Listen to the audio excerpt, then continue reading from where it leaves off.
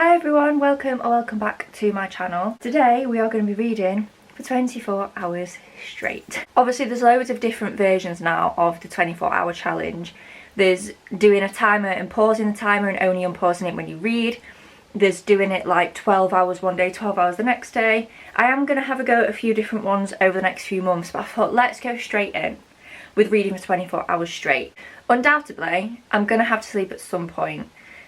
I've been feeling a bit anxious the last couple of days. I didn't get the best night's sleep last night because of feeling a bit anxious.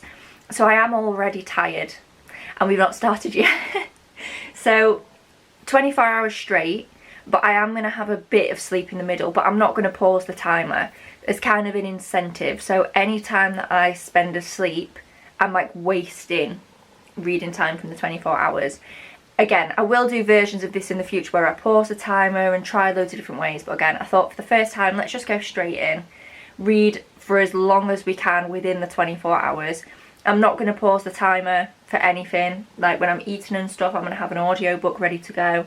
So I am literally going to be cramming in as much reading as possible for 24 hours straight. I've not pre-picked my TBR. I thought we could sit down together with the TBR cot and the TBR shelf that's on this side of me at the bottom and pick out a few books. I think I am going to go for short books because I don't want to get like halfway through a long book and get bored of it, because then obviously I'd have to move to another book and I wouldn't be finishing books. So I thought let's go for short books that I can just kind of get through, get off the TBR, and I won't feel like stuck in them, if that makes any sense at all. There are 2 books left over from my March TBR. It's currently the 29th of March. I am going to literally film this and then upload it this weekend. So yeah, I've got 2 books left from my March TBR, so they're going to be 2 that go onto the TBR for this video. The first one is The Notebook, quite a short book. I have tried to read this before and got a bit bored a few pages in, but we're going to give it another go. If I don't end up wanting to read it, then I don't, but I at least want to try this. I know everyone loves the film version. I don't know if it's one of those occasions where the book isn't better than the film or if it's just a me thing, I don't know. It's got reasonably high ratings on Goodreads, so I'm definitely gonna give this another go. And then the second one is The Language of Seabirds. It's by Will Taylor. Yeah, by Will Taylor. I have started this one. I started it a few months ago and put it down, but I've seen that the audiobook version is on Spotify, and I believe today's the day that I get out of Spotify jail. So I do have the physical copy if I want to dip in and out of this, but I think primarily this is going to be the audiobook that I listen to when I'm like, you know, making food and eating and running my bath and stuff. Now, if I read 2 books in this video, I'll be happy because I am a slow reader. I have no idea how many I'm going to get read, but I think I'm going to pick out like 5 or 6 books just so that I've got a choice, especially later in the night when I start getting even more tired. I think I need a few books to choose from, so I'm not forcing myself to read specific books because I don't want this to put me in a slump. So let's have a look at my TBR cart. I don't want to start any new series. I'm already in the middle of so many. I'm not starting any new series in this video. And I think a lot of the fantasy books I have are very, very long. The fantasy ones are all on the top shelf there. They're very long. I've not really got many short fantasies other than these 2. I don't even know what these are. I bought them for like 25p in a charity shop. I don't even know which one comes first, the 100th Queen or the Fire Queen. Let me look on Goodreads. I think it's the 100th Queen, but I could be completely wrong. Let's see how long this series is. If it's longer than these 2 books, they're not going on the TBR. Oh no, there's like 4 books. Okay, no, they're not going on the TBR because I only own the first 2. I'm not starting another 4-book series. So yeah, all the fantasy books I own are part of series. So we're not going to read any of those. I think this is going to be a very like romance rom-com-y kind of video, just easy books. I need easy books that I can get through when I get tired later. So second shelf down is kind of romance, a couple of leftover fantasies and just some general kind of fiction. This is so stupid. So this book very much appeals to me because I love ice skating. I talked about this in my favourite romances video. A lot of my favourite romances of all time are to do... This is my favourite romance of all time, and it's a figure skating romance. I love Icebreaker. I love anything hockey romance, figure skating romance, and this is a figure skating romance. However, what I didn't know when I bought this is so stupid. So the hero's name, the male main character in this book, is my boyfriend's name. which isn't that big of a deal. It's a reasonably common name. I don't want to read necessarily. I don't know, I just don't know if it'll be weird. We'll put this on the TBR, and if it gives me the ick, we'll just DNF. But I think I need to give it a go. Again, because I love figure skating romances. So we'll try that one. Should we put one longer book in case I do want to get stuck into something? Let's put this on. I've still not read Tomorrow and Tomorrow and Tomorrow. I've owned this for ages and I still haven't read it, but it is quite long, so I don't know if I will want to. But I think we need to put a long book on, again, in case I get bored of like short, quick books, if I want to get really stuck into something. I think we should put a thriller on, because thrillers tend to be quite quick and like attention grabby. They tend to be quite engaging. So I feel like we should put a thriller on. What about this one? They Wish They Were Us. This is a YA thriller, I think. So this might be quite a good one to put on there. It's probably quite an easy read. I'm not going through what all these are about now, by the way, because I won't end up reading them all. I will tell you what each of the books is about if I actually end up reading them, because I don't want to bore you all telling you about those books that I might not even end up reading anyway. So YA thriller, let's put that on. How many have we got? 1, 2, 3, 4, 5. Let's maybe choose one more. I want something that I think I'm actually going to like. So let's go over to the TBR shelf. All the books from My Vanessa This Way I haven't read. I think maybe let's put Check and Mate on. I know that already takes me up to 6, but I think I'm just going to put more on just to give myself choice. We could put Practice Makes Perfect on, because I have read When in Rome, and this is the next one, so that would help me kind of get through a series. I haven't read the first one of this, but they are interconnected standalone, so I feel like I could just read this one anyway. I really want to stress right now, I'm not going to read all these books. Like, I'm not delusional, I'm not a quick reader. I'm not going to read all of these. This is simply to give me choice so that I don't have to spend time later in the readathon coming back up here and searching for books if I'm not in the mood for NA. I want a decent sized TBR for this video so that it's quick and easy for me to just pick the next book, you know? So we've got One Small with Feeling by Alyssa Sussman, Practice Makes Perfect by Sarah Adams, Check and Mate by Ali Hazelwood, The Stack Just Nearly Fell, They Wish They Were Us by Jessica Goodman, Tomorrow and Tomorrow and Tomorrow by Gabrielle Zevin, Strictly on Ice by Helen, her surname is covered by the sticker, but I think it's Helen Buckley if I remember correctly, The Language of Seabirds by Will Taylor, and The Notebook by Nicholas Sparks. So this is our little TBR for this video. Again, we're not going to read all of them. I just want a nice choice. It's currently 20 to 11. I think I'm going to start this at 11 AM just so it's like a simple, easy round number. So I'll go get myself ready and settled, and then at 11 or just before 11 we will choose the first book that we are going to read for this video. Right, we're nearly ready to go. We've got Camp Rock queued up on the TV, which you might think is a bit of an odd choice. I can't read in silence. So I usually watch BookTube, but I get very distracted by BookTube because I actually care about what they're saying. So I needed something that's like fun vibes, but that I've seen so many times before that I can just have it on in the background and I don't need to like actually sit and watch. So my answer to that was Camp Rock. We might do a bit of Hannah Montana after this. Hannah Montana the movie. No, I like Hannah Montana the movie too much. I will just sit and watch it. So it's time to choose our first book, and I don't know what strategy to go with. Originally, I was going to start with the books that I'm the least excited about, so The Notebook and Strictly on Ice. But if I read those and don't like them, it's going to put me off the rest of the whole readathon. So I'm thinking, should we actually start with the book that I am more excited about and do like a sandwich thing? So read an exciting book first, then maybe do a couple of, or one short book that I'm not as excited about, and then also save some exciting books for later? Or shall we just go straight in whilst I'm the most awake I'm going to be? Should we just go straight in with the books that I'm not sure on?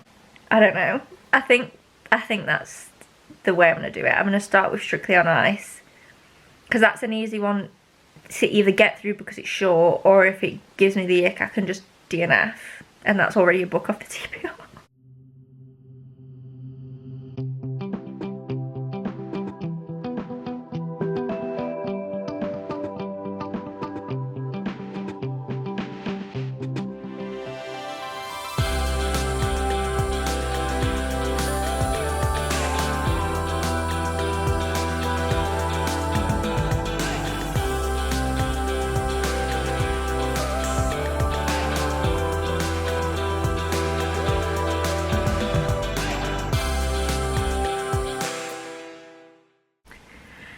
we've got our first DNF.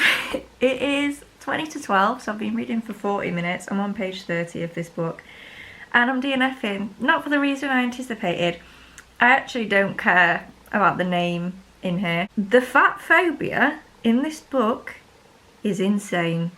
Absolutely insane.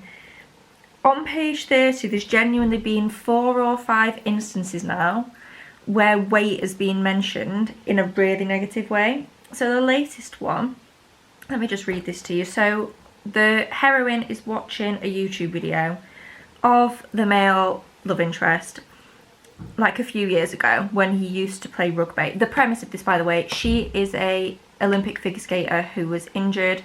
He is a rugby player. I don't know if he's injured or if he just quit. We don't really know that yet.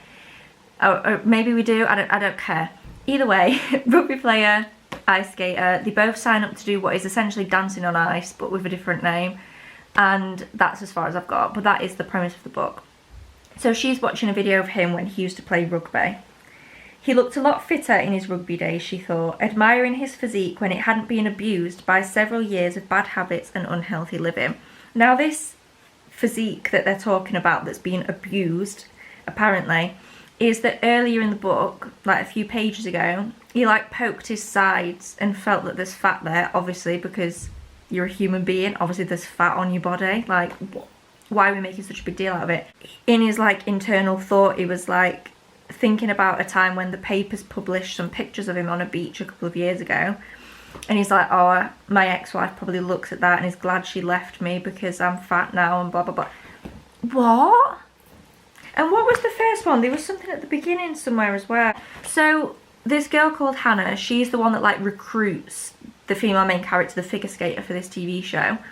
And the first thing that Hannah's boss says when Hannah says, I've got this girl to do it, is she still in good shape? Like, she's not let herself go, has she?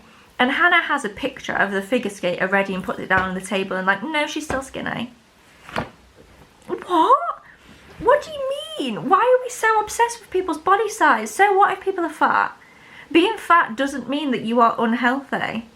I'm very slim and I'm not very healthy. Like, God, this narrative just winds me up of being like, A, being fat is bad in the first place. It isn't.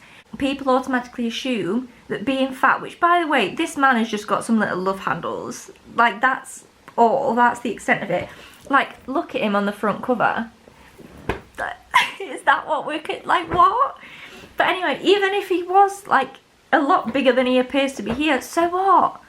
So what? Why are we so obsessed with people's weight in this book? And why are we making people feel bad for being bigger? I just can't be doing with it. The first 3 times I was like, this is odd now. And then that last one just kind of sealed the deal for me. DNF. What should we read now? I was going to read The Notebook next, but because I've already tried to read that and ended up putting it down, I feel like maybe that's not kind of the best choice to go into another book that I might not like. I really don't want another DNF in this video though.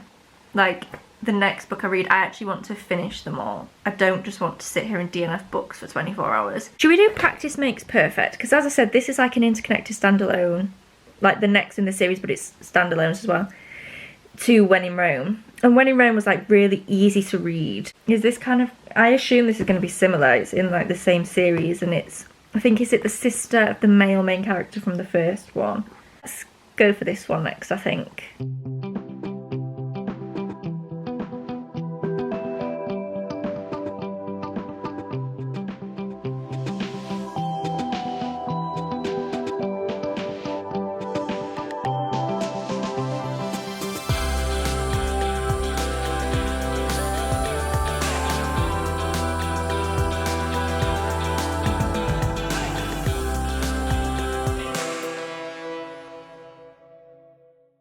Turns out I'm still in Spotify jail. I'm also freezing cold, hence why I'm yet again wearing this massive jumper.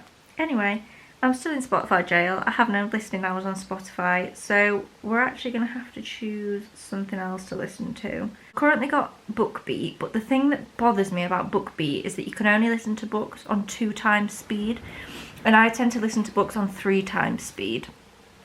So I'm not sure that that's good for a readathon because it would take me forever to listen to a book on 2 times speed. So I'm thinking we choose something else. What about Hooked by Emily McIntyre? I've got that one, and that's 9 hours, so I could listen to that in 3. Don't know if I'd quite finish it in this video, but I think we'll go with that one. Because it's now time for me to eat, by the way. I've just started Practice Makes Perfect. I've only read the first chapter. I'm on page 21. And I like it so far. Annie is definitely quirky.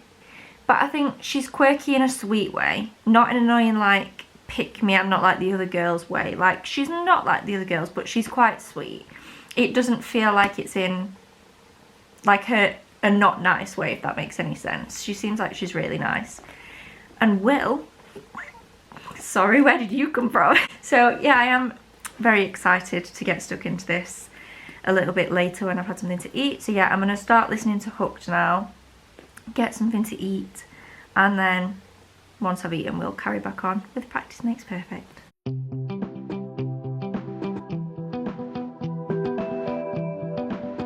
It is currently, what time is it? 6:05. So I've been doing this for just over 7 hours, but I did fall asleep for an hour and then got anxious.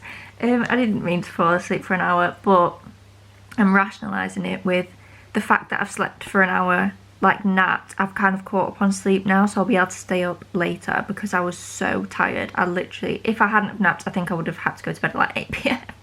and this video would have been pointless. So I did nap for an hour. I didn't pause the timer or anything. As I said, any time that I sleep comes off the 24 hours to incentivise me to stay up. But yeah, it's now 7 hours in and I have just finished Hook. I'm a bit torn on what to rate this, because if I had to rate it based on enjoyment, I'd give it like a 2.5.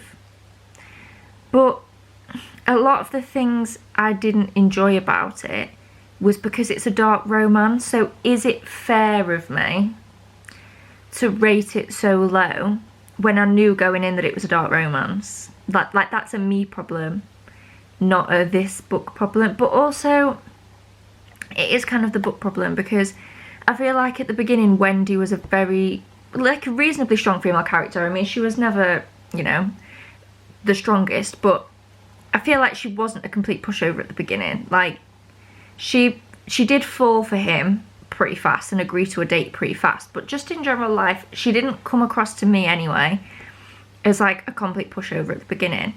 But by the end, oh my god, who is she? Like, it's as if she's a completely different person, and I think that's kind of what bothered me. Because yes, in dark romance I think it's quite normal obviously for the men to be very like alpha, but that doesn't mean that the woman has to lose any sense of power or any sense of kind of just, I don't know, self-preservation. And I think that's what I didn't like. So maybe that's not because it's a dark romance, because I think you could still have written a dark romance, like this book could still exist without Wendy being a complete wet lace by the end. So maybe I will give it a 2.5. I think so. I'm going to do a little wrap up at the end of this video anyway, because obviously sitting with books and stuff, ratings change. But I think for now I am going to say it's a 2.5. And then tomorrow when I finish reading all these books, I will, again, I'll go back over them all and give my final ratings. But yeah, for now we've finished our first book 7 hours in, and it's a 2.5. I am now about 100 pages into Practice Makes Perfect. I plan to really, well, my tea's just in the oven, so I'm going to try and read this while I eat now that I don't have an audiobook, because I've had a look at the other audiobooks I've got and I'm just not really in the mood for any of them. So I'm going to just read physically tonight, and I'm pretty sure my Spotify hours reset tomorrow, so if I need an audiobook in the morning I can listen to The Language of Seabirds. But I think from now I'll probably just physically read. Page 106, chapter 14, and I'm still loving this. It's so sweet. It's just so good. I really, really love it. I'm enjoying it much more than When in Rome, which I feel like from the reviews I've heard, it, like from the people I watch, it's the other way around. People tend to prefer the first one, I think. But I personally just prefer this one. I get why people would be a bit irritated. I think the characters are quite caricature. Like, Annie is very, very kind of innocent, and Will is very much portrayed as like a stereotypical, I don't do relationships, like the kind of hero that we've all read before, so I get why people might find that a little bit jarring. But I think it's just because, having read The Cheat Sheet by Sarah Adams, anything is kind of an improvement. I didn't hate that book, I gave it like 3 stars, but specifically the female main character in that book, anything from her is an improvement because she was so pick me.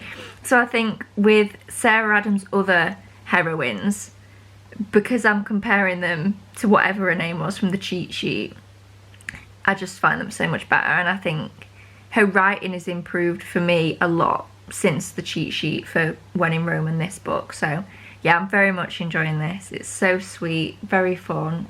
It's got like funny, like humorous elements to it as well.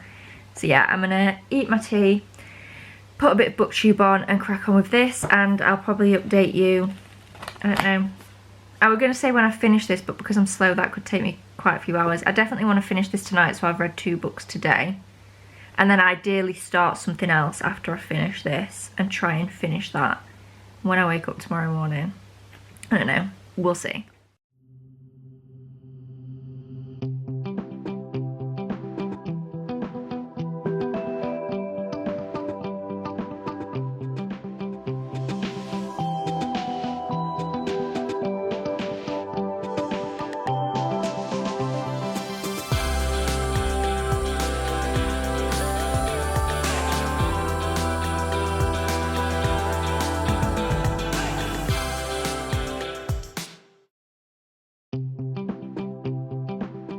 Hello, I'm talking quietly because it is midnight.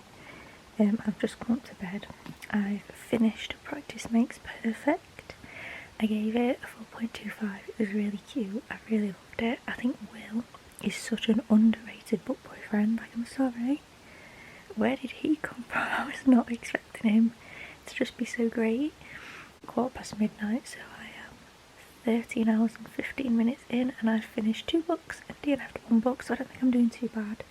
I don't know that I'll finish another book. It depends how long I end up sleeping for. But I have now started Checkmate by Ali Hazelwood. I'm not very far in at all. What page am I on? I'm on page 29, so really not very far in. And I am getting a bit sleepy, so I think I'm going to maybe read 1 more chapter and then go to sleep for a bit, and then just see whenever I wake up in the morning.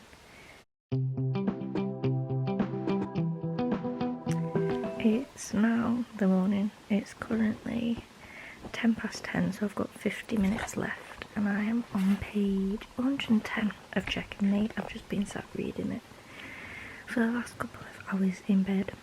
I am going to get up in a minute and go get some food and just carry on reading this until 11. And then, yeah, I'll pop back in a bit and give you a wrap up of all the books and just a little summary of how the 24-hour readathon has gone.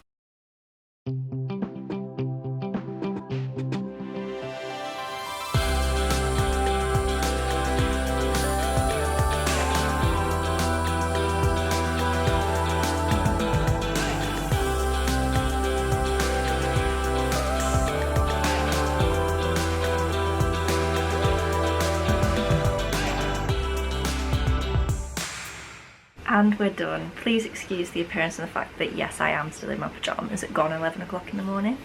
It's a weekend and a bank holiday, so leave me alone. I am about to jump in the bath after I film this clip and have a nice morning bath and get ready for the day. But anyway, we are now done with this readathon, so I just thought I'd pop in and do a little wrap up of kind of how it went and what I actually managed to get read. So the first book we started with was Strictly on Ice. I read 30 pages of this and DNF'd it because it's fatphobic. Then I read Hooked. I don't have a physical copy because I listened to it on audio.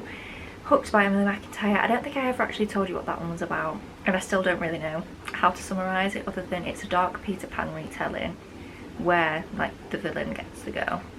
I don't really know how else to explain the book. It is quite, I don't know, just odd. And I'm sticking at 2.5 stars for it. I think the lack of, it's not that Wendy needed character development, but like her character regression was not for me.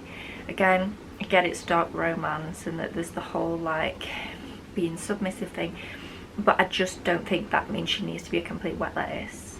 The book was, I don't hate the book, like it's not that I didn't enjoy it. I think it was a good introduction to dark romance. There's definitely dark things that happen, but it's not overly dark. So I think it was a nice introduction kind of into the genre. But yeah, I just didn't love what was done with Wendy's character. Something I did love is the next book I read, which was Practice Makes Perfect. This is currently sitting at 4.25, just because, kind of like When in Rome, I enjoyed it. I'm just not sure I'm going to think about this all the time. Books that I give like 4.5 and above tend to be books that really stick in my head and that I really think about. So if I am proved wrong, and if I am like really still thinking about this in a few days or a couple of weeks, it might get bumped up a little bit. But I think it's a pretty standard, pretty solid 4.25. Really enjoyable, definitely recommend.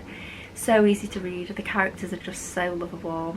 I could really feel like right from the beginning, from their first interaction, it wasn't insta at all, but just from their first interaction I could feel the tension and feel like the kind of attraction and the potential between them, and I just loved that all the way through. I was completely convinced by the romance and their attraction to each other and everything, so I really loved this one. I'm glad I finally got round to it. I don't know why I've been putting it off for so long, because I have had this for quite a while.